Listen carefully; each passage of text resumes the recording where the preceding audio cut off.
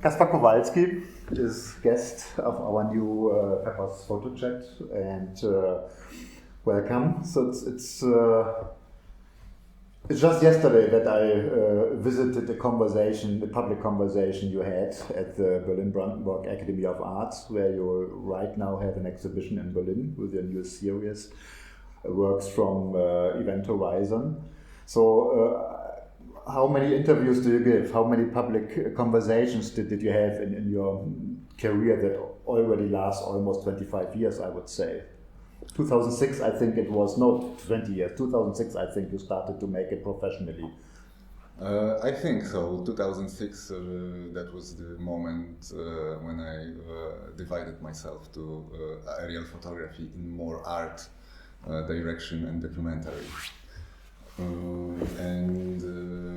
And I think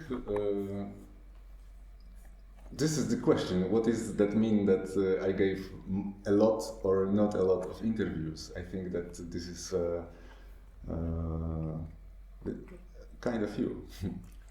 So because aerial photography, you just mentioned it you were one of the very few at the time when you started. Now you have this concurrence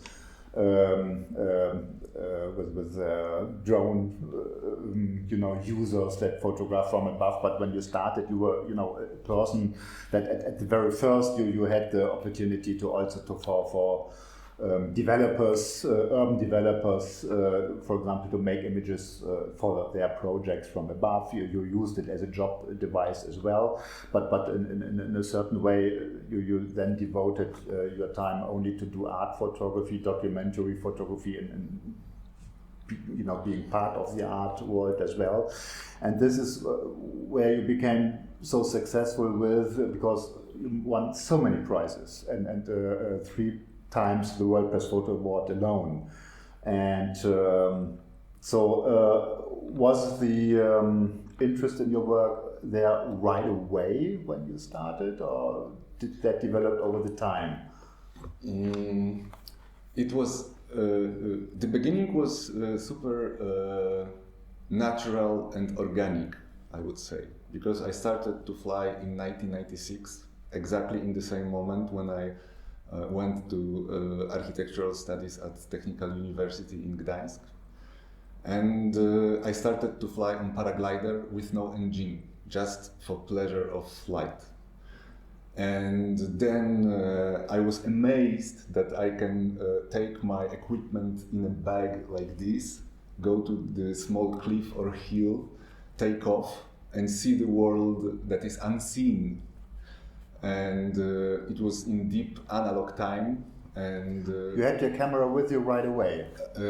And just after a few moments, then I felt myself safe controlling the glider.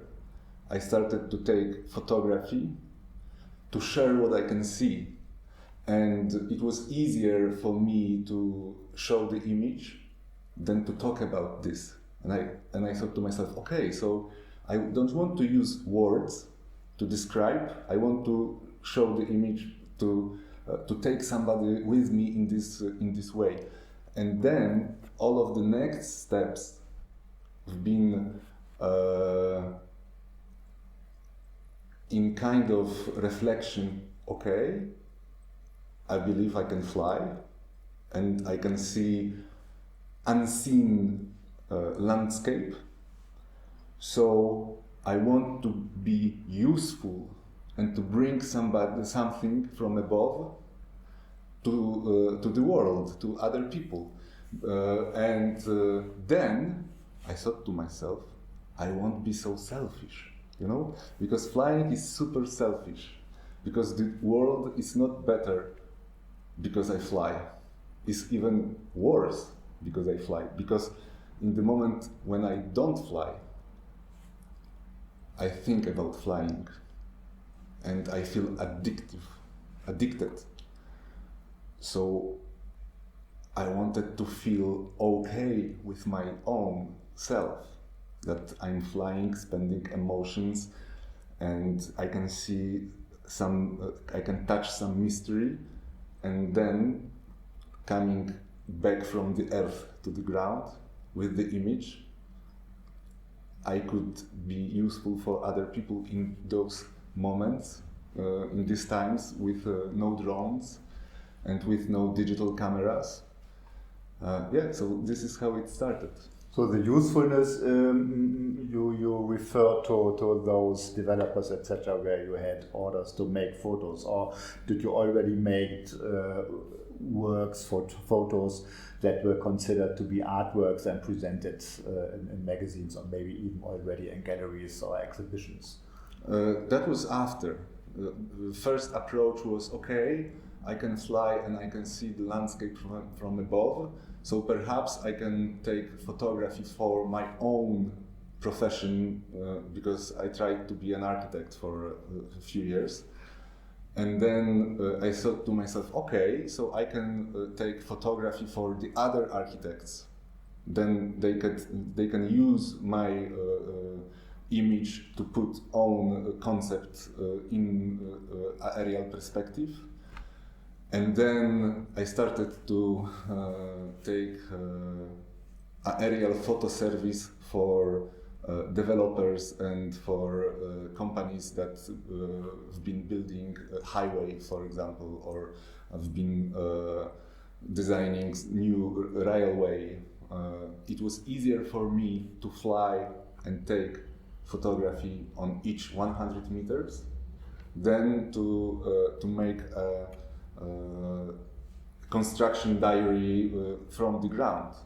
And then I thought to myself, okay, so I can think what else I can bring from above to make myself living on flying and taking photography.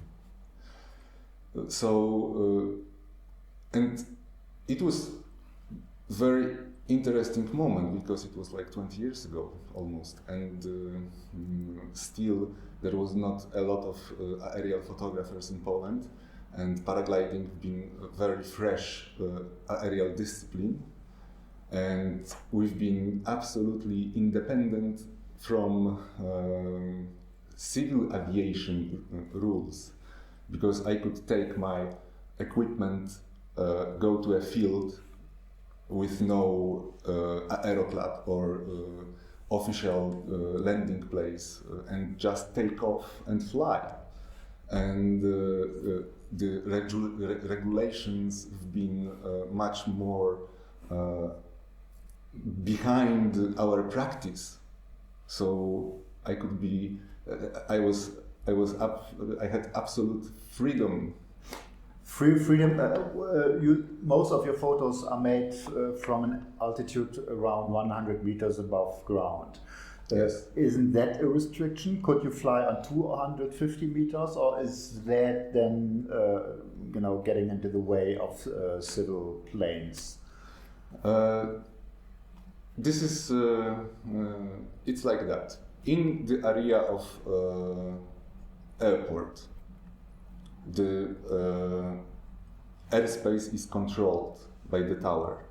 So if I want to fly in the area of the airport, I need to send the flight plan and to have a communication by radio to be allowed to fly in this restricted area. But between military and civil airports, the airspace is free for flying, and then I can fly on 100 meters or even up to 3,000 meters. However, on 3,000 meters, the landscape is super boring because I fly super slowly, like 30 kilometers per hour, so the landscape does not change. But on 100 meters above the ground, I can feel this dynamic context of changing the landscape. I fly and the landscape is changing and I can feel, and it's super interesting, and still 100 meters is a scale of humans. From the distance on the ground, 100 meters, I could call you and you would hear me, and I can recognize you. or still is more architectural and human scale. So exactly that distance, 100 meters from above, is still the same feeling of being in the human scale. That's why I still fly mostly on this altitude. So 100 meters, not 150 then. I had 150 in mind. It's 50 meters sometimes, sometimes it's 150 meters, but it's not 500 or 1,000. Mm-hmm. So it's still on the range of voice. Mm-hmm. Okay. When you photograph, so especially more recently, you also work with a what's it? With not paraglider, with this gyrocopter. Gyrocopter, yes. Right. So, but I imagine it's more complicated to fly with a paraglider, or is it and to get and then at the same time doing the photos than with a gyrocopter? What device is better for you to do photos, or is it certain images you can do better with this one device and others with the other? I think that they are quite similar. I feel comfortable on both devices. Paraglider is much slower, and I can take my paraglider with engine to my car and drive 100 kilometers and take off from every field easily. And then my range is like 30 kilometers around. And I fly slowly, and I can build much better feeling the landscape than I would fly on gyrocopter. And paraglider is not so noisy as gyrocopter. So when I fly over the place with the people, like on the beach, when I fly on paraglider with engine, I'm invisible for the people, and Is the engine so silent in a way? It's not so silent, but the waves at the beach from the sea are more loud.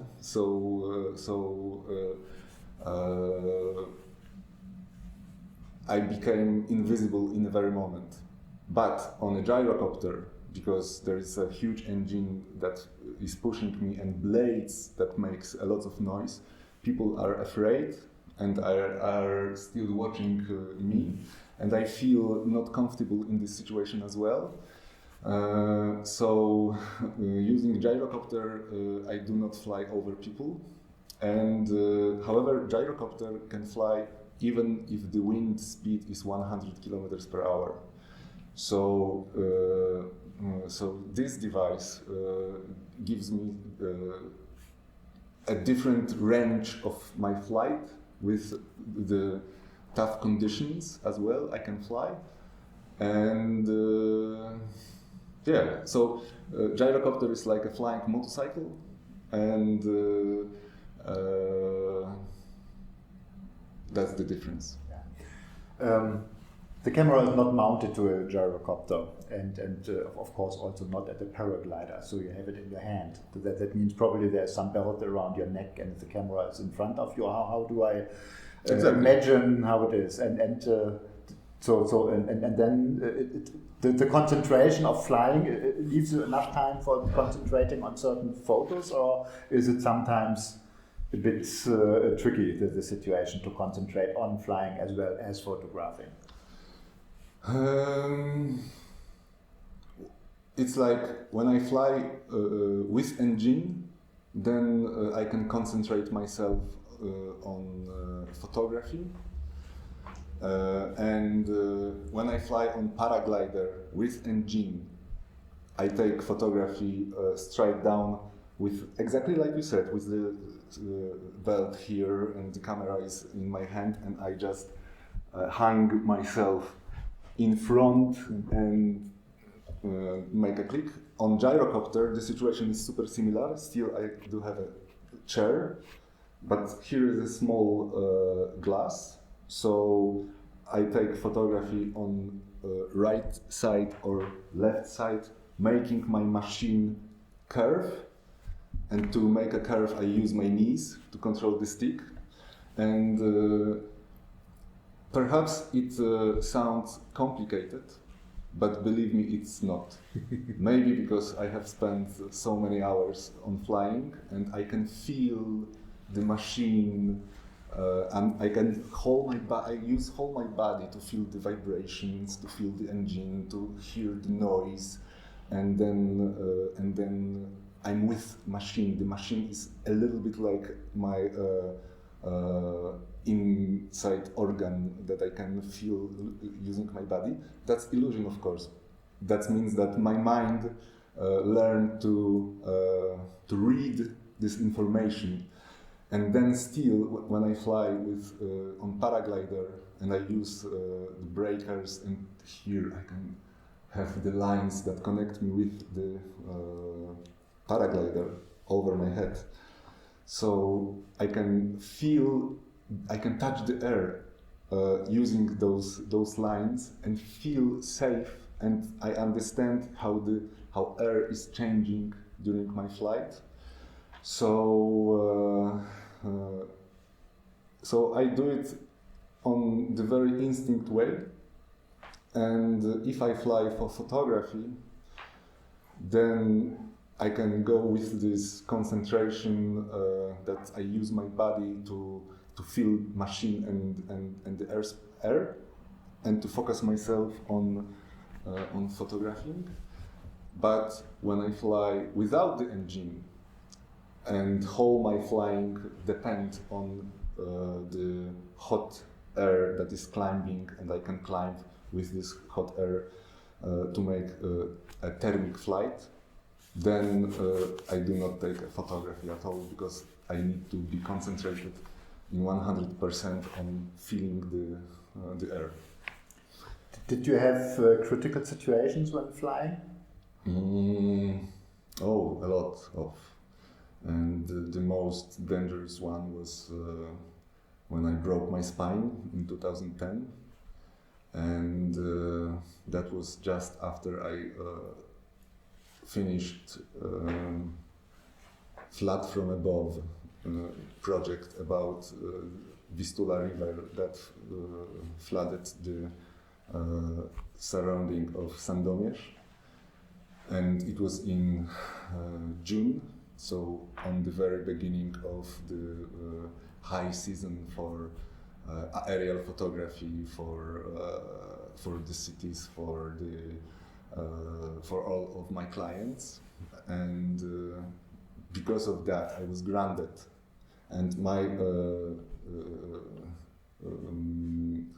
collision and my breaking the spine was not super serious. It was compression, but I was not allowed to fly in 2 months, and not to hang or take heavy things to my hands. So I started to fly on gyrocopter in this moment, not to lose the time, because when I take off on paraglider, I need to carry all my equipment on me: engine, cameras, fuel, a paraglider, and I run on my legs. How many kilograms is that? Altogether is like 40, perhaps 50 kilograms.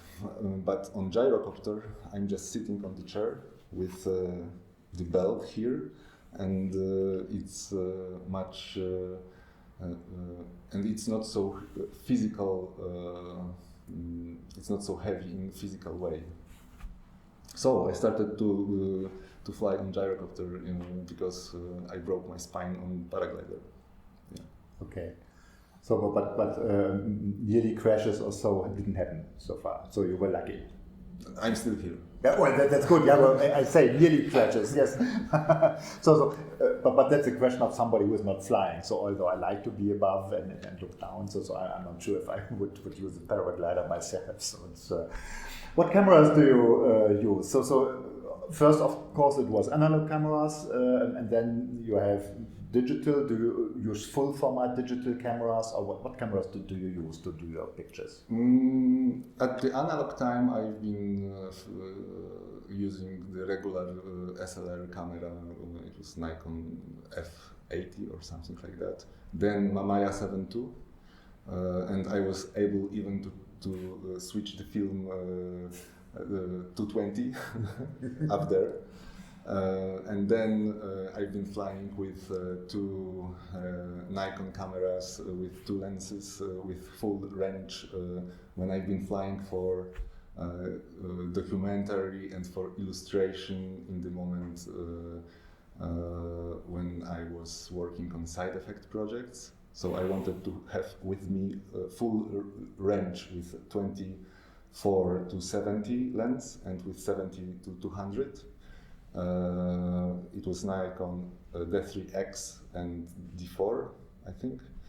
And right now I fly with middle format camera and with one lens. Right now it's Fujifilm GFX 100 with 110 lens, which is fixed one. And something has changed as well with my approach to photography. What did change?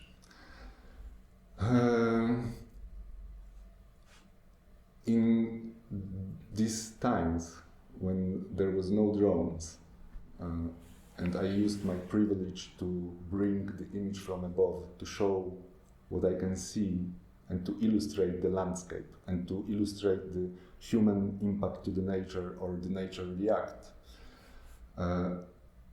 I was focused on human impact, our civilization feature that I can see from above, looking for the context and the contrast and the border, but it was something that was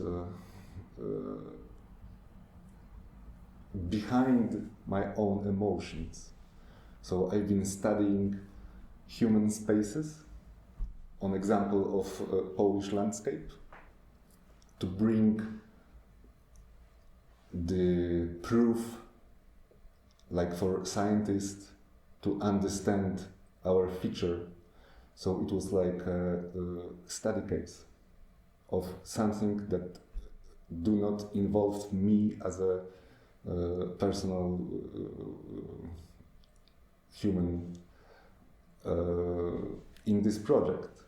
And then when the drones came and I thought to myself, and I got third World Press Photo Award, and I had impression that I started to repeat my own style. And I saw that there is a lot of similar images because when somebody is buying a drone and see a bridge over the river and knows when the bridge is and can take exactly the same image, I felt useless, and it was not easy moment for me. So then I started to think, okay, why flying is so important for me, and why I can feel here and now only in the state of flying, and what is happening with me in this context. Because a lot of time I had an impression that after my landing I will call somebody to explain what I can feel. And then after my landing I forgot about this momentum, and I thought to myself, okay, I could call someone, but who and what to tell them? And I catch myself that exactly in this moment I'm starting to thinking about emotions that I had during my flight, or still I'm missing the next one. So on the ground I'm missing here and now, and going in some kind of illusion. And then I thought, okay, so perhaps I should affirmate myself in some way. it's possible for me to see the landscape in black and white scale, or to build some connection with the future or with the deep past. For example, I've been flying over Gdynia. It was 20 years after my first flight, and I thought to myself, okay, is it possible to me to see the landscape by the eyes of first people who came here? And people came to Europe like 40,000 years ago, but 40,000 years ago in Gdynia, perhaps in Berlin as well, there was 1 kilometer of ice because of the Ice Age. And then the Ice Age finished in like 12,000 years ago. And perhaps someone was standing at the edge of the cliff, observing the landscape exactly at my altitude of flight, like 150 meters, observing birds, dreaming about flying, and I can fly. And I can make this eternal dream true. But what does it mean to me that I can fly and I can see the world in a way that people have been dreaming from the very beginning? And this reflection switched my perception, because then in this unlimited landscape that I can capture, some fragments started to shine to me stronger than the others. And then I said to myself, okay, so perhaps I should not follow the way I used to, what I can see, but follow the intuition and this magnetism that is taking me to the one or the other places, follow the intuition and start to follow this exercise, this experience, this momentum, this here and now, without knowing what will be the result. So I thought to myself, okay, so perhaps in this way I can take the portrait of non-existing places and non-existing situations, something that is super ephemeral and is disappearing in a moment, and perhaps in this moment when I fly, I can focus on my body and why, for example, right now, during this flight, I can feel that my body is super strongly fixed, and where is the energy, and is it fear? Because during my flight sometimes when there is this noise and I know that some ring is almost broken, so the rational part of my mind is giving this award. Be aware, because the ring will be destroyed in the moment and your engine will stop, so you should land. But the other part of my mind is provoking me. It will be okay, so you can fly more and more. And I say to myself, okay, I can fly more and more because I can see this amazing feature of the landscape, and then I start to play with my own emotions, and if I convince my own that the ring will be okay, and if I will focus myself and put some good energy to this place, perhaps some magic will happen. And then I start to believe in this situation, forcing this knowledge to unconscious. And I feel good, I can fly more. But this situation does not disappear, it's still in unconscious. And this warning starts to be visible in the landscape, and then I can see some scary situations, because deep inside I have a connection with something that is in the shadow or whatever. It's like right now, I try to recall my here and now that is possible during my flight. And I think it might be like this, but perhaps this is as well an illusion.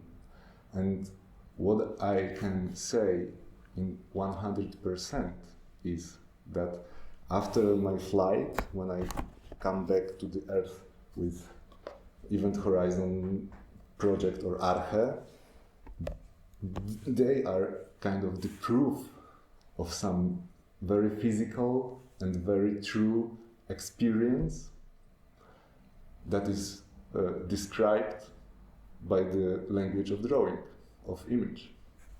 But this, of course, is something you have in mind. It's not readable when you see the pictures. The pictures are abstract, very few. So it's both series you just mentioned are the most abstract ones you ever did. And as I understand, somehow they are a result of the drone age, that you had to focus on a new idea, and you went more inside yourself and tried to bring your inner thinking and fears into pictures, visible pictures. And but it's reality you are showing, although it's ephemeral, as you say, and it's exactly this dualism that the abstract part of my photography are feelings, emotions, and reasons that are beyond, behind the words and behind the conscious mind. And this abstraction results in very realistic photography, because when I fly and take landscape photography, these compositions show the very real fragment of the Earth's surface. However, they can run some abstraction with your perception when you see these images. And then, if this experience or exercise is true, and if I really touch archetypes to communicate state of mind and feelings and emotions, then you can read them as some authentic proof, but you will give a different meaning than I gave to them. And that's the beauty of the poetry behind fine art and photography and all of these platforms to communicate what is still in some mystery. Yeah. I told you that some of these images reminded me of those photochemical experiments of Heinz-Harry Kalke in the 1960s. And I showed you the picture, and you said, yeah, you saw that. And in a way, it could be those images. But what you explained now is your inner self when doing it. But of course, you are somehow hunting after these images for Arche and Event Horizon. It's not just happening. Yes. You know that it has to be wintertime for these series. Yes. It has to be ice cold. There has to be snow on the frozen lakes. To see, I don't know, well, it's methane, going up, melting the snow above the ice thing, building these circles you're photographing. It's completely abstract if you do not know what's happening beneath the lake, etc., or beneath the river. You are not really knowing what you see. And this is what I think is very interesting. But of course, you are knowing about these phenomena, yes, and you are hunting them. So exactly. is it a kind of concept? So in the morning you get up and say, okay, perfect weather, and I know the lakes are frozen, and I have to go to this and that direction and Pomerian area, and there I will find what I'm looking for.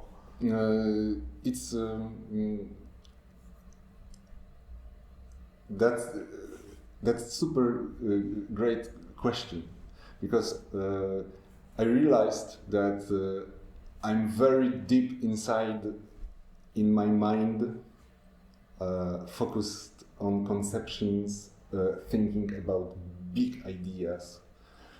from philosophy, religion, from different things. And then I realized, okay, but my genome and my genetic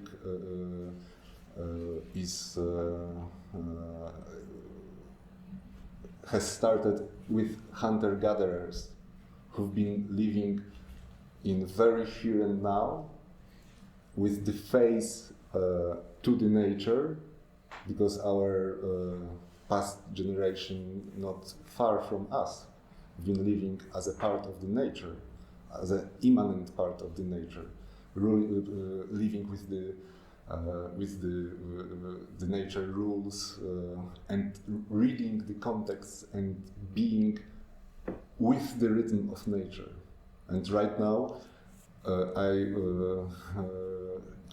realized that, okay, I can use my flying, that I use whole my body, that I need to be concentrate, that there is a frost that I can feel on my face, that I need to run carrying this machine on my back, that I will fly on hunger to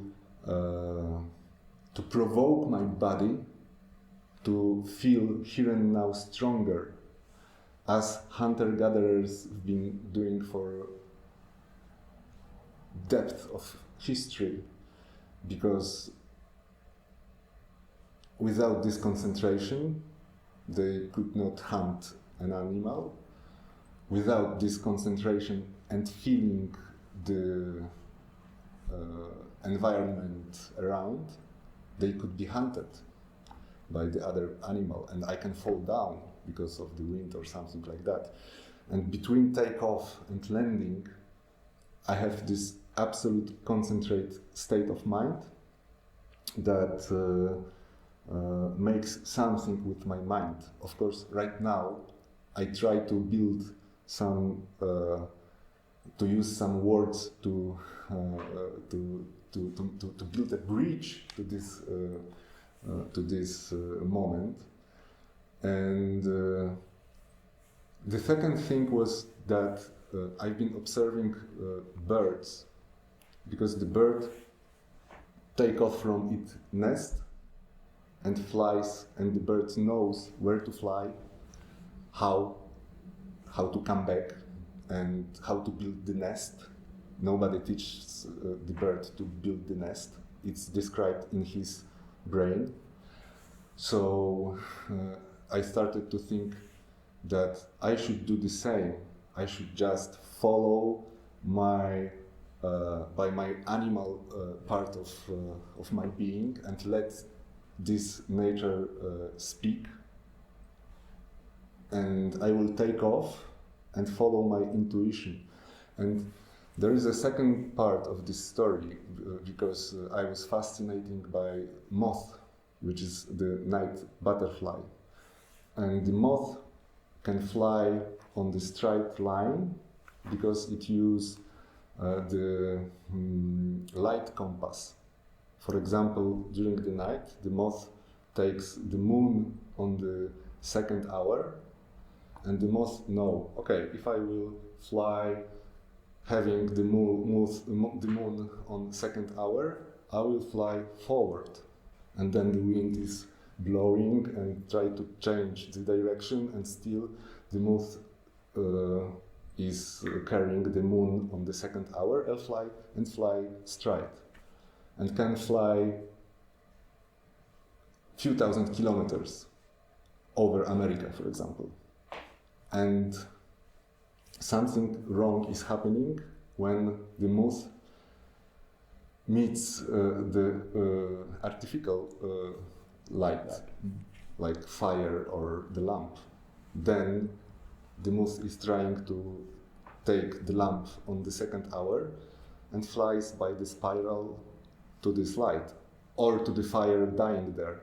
And if this is the light on the street, it rotates over and over and over, like in a trap, and cannot release from this trap. And scientists doesn't know why it is like this. And I was curious, what is my natural compass in my huge brain to compare to the birds or the moth, and how I can provoke myself, my mind, and my body to understand more about my own nature and about what is true, because it's from the nature, and what is not true, because it's an illusion that gave me civilization. And what's your answer to these questions you are asking yourself? And my answer is that lots of people goes with the same reflections, but the result of mine is written by the language of photography, and the conditions when I had this madness, flying each day from January to March. I took off 76 times in 200 hours up there, flying over and over, day by day, hour by hour. Only it was possible, if it was possible to take off, I was taking off, and I've been flying, following my intuition, because I had an impression that this is kind of shamanic experience, this is insane, and I can not come back from this flight, and perhaps this is kind of a ritual or ceremony or initiation, as a lot of civilizations have been doing to humans, to break some personal border between conscious and unconscious, and how to connect myself with my own, and how to release myself from egotic mind that is building an illusion and saying, you won World Prize Photo 3 times, so you can bring something special from above, and you spend 5,000 hours up there, so you're a super skilled pilot, so you don't need to be afraid of anything. And then it is saying, okay, remember, people have been praying to some magical creatures, to angels, to I don't know, many creatures, to get the energy to be able to pass, so you can do the same. And then I was thinking, okay, so I can feel this energy, because this energy is from my own, from the stomach, the heart, some chakra perhaps, or other things that are trying to describe the source of energy. And then I can feel, wow, I can feel the power, like I would be a dragon, so I can fly, and I can come back because I'm immortal in this moment. And then I can see the landscape by the dragon's eye, and I can see, wow, I can see some very fresh and new compositions, and they've been still in front of me for all of those years, and I missed them, and now I can see them. And then that thinny little voice, hey Kacper, you're not a dragon, you're a human with the engine on your back. So remember, this is something stupid, and this is insane. And the second part was, but come on, the image is so strong. So then I let myself to follow the intuition, and I landed. And here in Event Horizon, you can see the result. And I think that this is the reflection that, from the perspective of very, very deep time, when I try to imagine experience of first people who've been trying to name emotions, bringing alive ideas like dragons or letters, symbols and motifs to describe the world in front of them and to describe what is inside of them. And then I realized that, okay, from their perspective, right now, I live in a paradise. And perhaps my problems would not be understandable for them. And why in a single day I miss a joy of life? And how I can bring myself again to be in good harmony of my own nature, my own here and now, and to be in a good continuum to celebrate this paradise. So photography and this story is like a visual diary of this kind of reflections.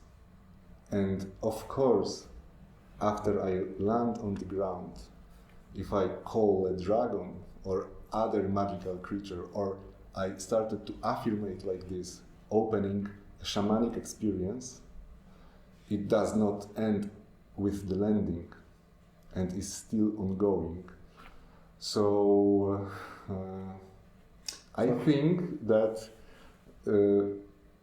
this is not a new concept at all, because this is a way of catharsis, to understand something more about own nature and to move forward. So this is all very spiritual. Did this develop, you say catharsis, did this develop during the time? Had you been a spiritual person before starting to fly and before going more and more abstract in your work? You know, it's again, it's organic moment because I did not choose the place where I was born and the time and the language and the religion, because my parents gave everything of that. But from me depends what kind of worldview I will give to my own kids if they are asking about the God, for example. What do you answer them? That the God that is a concept from religion is a God designed by humans, and from my own understanding, we are, all of us has the same mystery of nature and continuum of living since the very beginning of time, like 3.7 billion of years, and everything of this is a part of needs to name some spiritual things, which is a part of own mind and construction of being, of mind, of human. So if someone is well connected with own interior, then he can touch this amazing part of God that is a part of every living thing. Yeah. Do you think your work can be better understood by spiritual people than people that are atheists and don't believe in any kind of spirituality themselves, when they just see it? Are there different layers of the reception of your works? I don't know. However, I think that if I'm touching the truth of archetypes that we share in our unconscious, then it does not matter if someone is atheist or believe with some religion, because if they are true, I mean my compositions, and touching this this part of unconscious, then they will be read by different people, but in a unique way each time. So yeah, I think so. I think that it's like this. Maybe we should take this as a nice ending word. What do you think? Wow, great. Good. Thanks a lot.